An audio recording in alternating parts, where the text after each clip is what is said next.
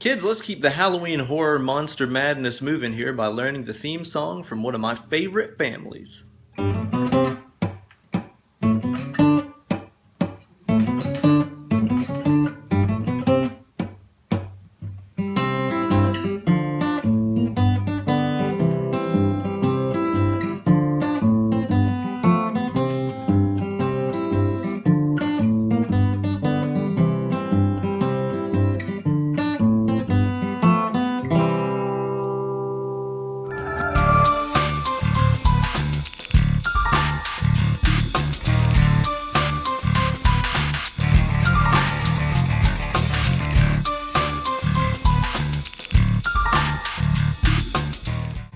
Hello children, and welcome to another very special spooktacular installment of Weekend Wankshop, here with your good pal, Uncle Ben. You know, as I've mentioned on the last couple episodes of Weekend Wankshop, I'm a huge fan of horror flicks, which is perfect for this time of year, but another one that I always have to watch every Halloween season is the Addams Family, and also Addams Family Values, because it's also hilarious.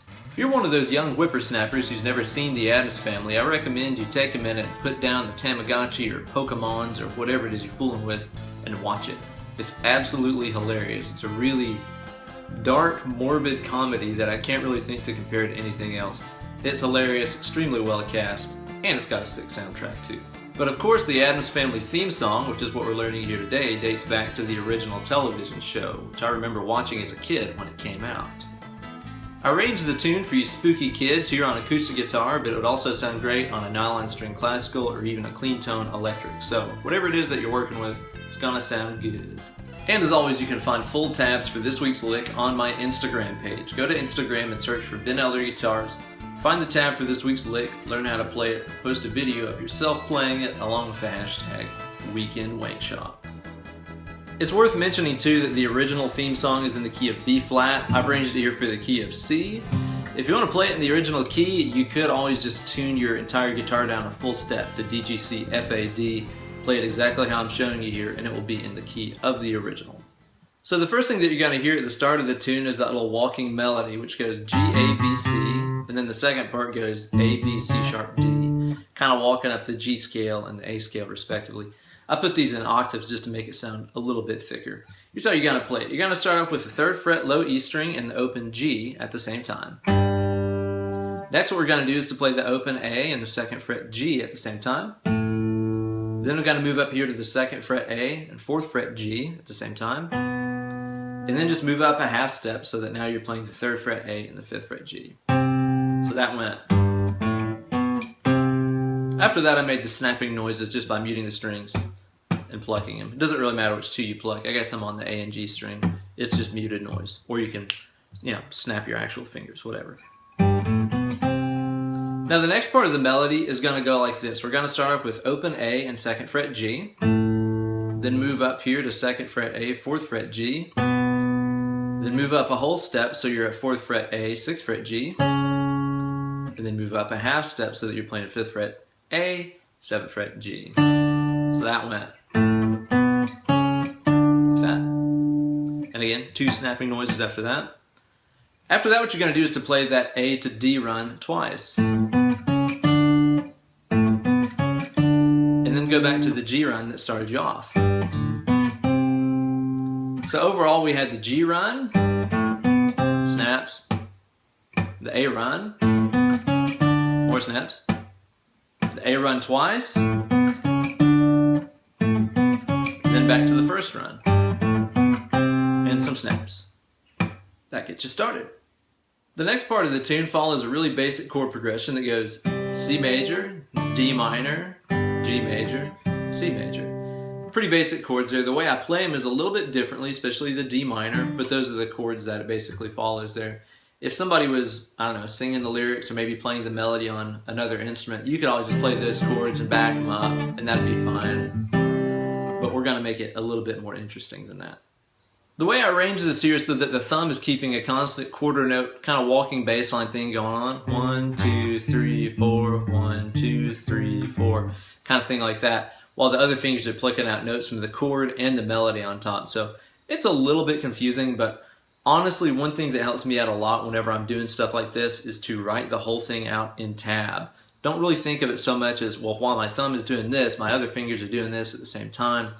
That's a little bit too much for me to think about. If I just look at it on paper and I see it as strike these two notes together, strike this note individually, and so on, it really makes the whole thing make a lot more sense. So be sure to go and check out that tab, either on my Instagram or my Facebook page. Either way, that'll probably help you out a little bit. So the first section we're going to look at here is based on a good old root position C major chord. And what we're going to do here is to start off by hitting the G string open by itself. That's kind of our little pickup note. And then what we're going to do is to play that 3rd fret A and 1st fret B that you're already holding down over here. Pluck those together. Then you're going to play the open high E string. Next what we're going to do is we're going to move that ring finger over here up to the 3rd fret low E so we can get this G bass note. So now hit the 3rd fret low E and the 1st fret B at the same time. Then you're going to play the open G. So far we've got open G, our 3rd A and 1st B, high E, 3rd fret low E, 1st fret B at the same time, open G, and then we move into the D minor section. This is kind of a weird way to play a D minor, but I couldn't get this melody to really work here in the open position D minor. So what we're going to do is to play the 5th fret on the A string, that's our root note of D, the 3rd fret D string over here, and with my pointer finger I'm also grabbing the 3rd fret B. Now I am also barring that 3rd fret G, which is not a part of the chord. That sounds like a B flat major or something. So that's not a note that's in the chord. So don't go and say Uncle Ben told you to play a D minor chord like this, because it's not. But anyway, 5th fret A, and then you're going to bar D, G, and B on fret number 3 down here. So now that you're in that D minor position, what you're going to do is to play the 5th fret A and 3rd fret D together at the same time. Follow that with your 3rd fret B, and then follow that with an open A string. So I notice I had to take my finger off of the A string to play that open.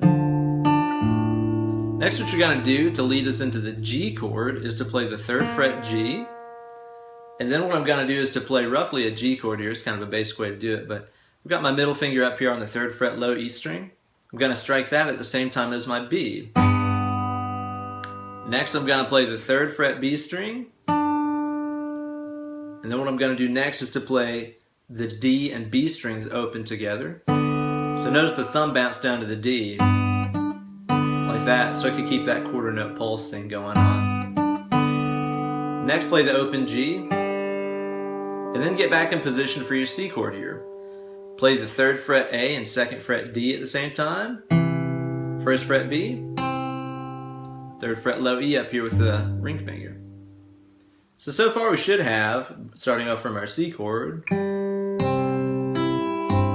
our D minor, then our G, back to C. Now the second half starts off identical to the first part. You're going to be in the C chord position, you're going to play the G string open, A and B strings in the chord simultaneously, high E string open, 3rd fret low E with 1st fret B, open G. Again, exactly like what we started with today. Then we're going to go to our weird D minor position here. Same stuff, play the A string and D string at the same time, 5th fret, 3rd fret, 3rd fret B, open A. Again, that's all the same stuff as before. Now instead of going to that 3rd fret G like we did last time, we're going to go down here to the 1st fret B string, which will lead us into our G chord here. We're going to play the 3rd fret low E and open B string together, open G. Then we're going to play the 3rd fret D and 2nd fret G at the same time. Notice the thumbs doing the D string right there.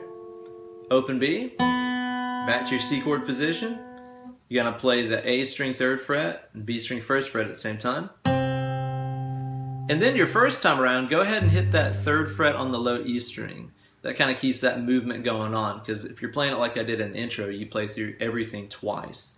So basically, if you play through what we just learned, it'll end with, and then it just starts over, and so on like that. The second time through everything, though, instead of ending on that 3rd fret low E string bass note, I just ended on a straight up C chord, like that, just to give it a little bit more finality. But do with that as you please. And now also a quick view of the right hand during some of the tricky parts here. I'm only using my thumb, index, and middle finger to play all these parts. I really want you to watch how the thumb is bouncing from bass note to bass note through this. Goes like this.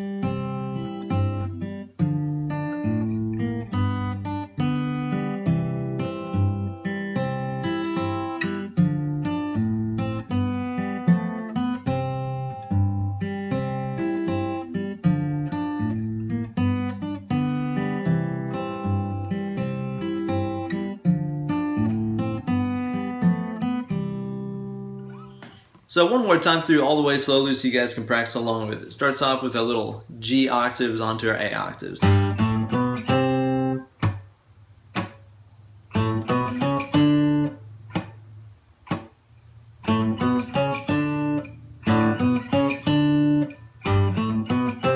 Then into our C chord.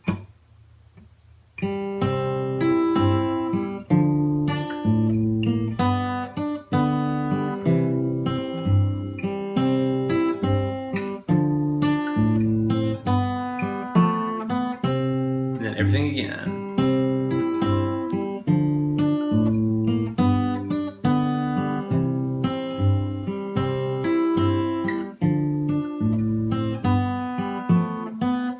C chord. Huzzah! So there you go, kids. Another brand new Halloween installment of Weekend Wankshop to bring glee to every ghoul and delight to every demon. Thank you guys so much for watching. Be sure to follow me on Instagram and Twitter at Ben Eller Guitars. And also be sure to drop me an email, benellerguitars@gmail.com, if you're interested in booking some one-on-one Skype lessons with Uncle Ben here. Thank you guys again so much for watching. Hope your Halloween has been going great, and I will see you guys with more cool stuff next time. Take it easy.